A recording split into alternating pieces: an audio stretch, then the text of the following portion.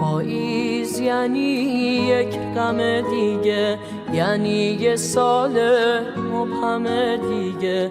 من از همون پاییز که رفتی کلن شدم یک آدم دیگه. با اولین برگی که میریزه دلتنگیای من شروع میشه، جوری تنم میلرزه که یک شب با موج سرما روبرو میشه. منو زخمی رها کردی، ببین با من چه کردی. خلاصم کن همین حالا اگه قراره برنگردی. منو زخمی رها کردی، ببین با من چه کردی. خلاصم کن همین حالا اگه قراره برنگردی.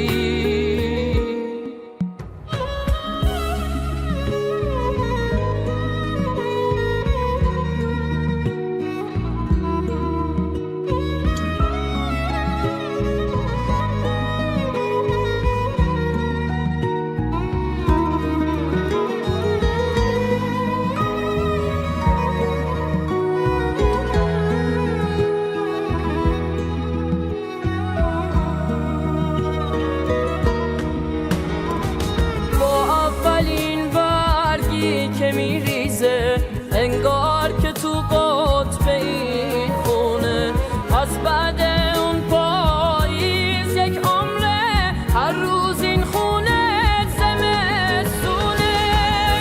راحت نمیتونم بفهمونم حس کردن این درد یعنی چی.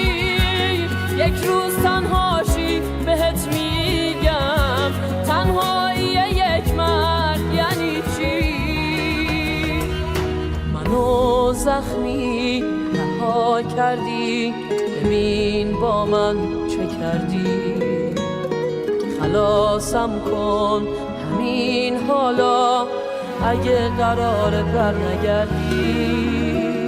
منو زخمی رها کردی، ببین با من چه کردی. خلاصم کن همین حالا اگه قراره برنگردی.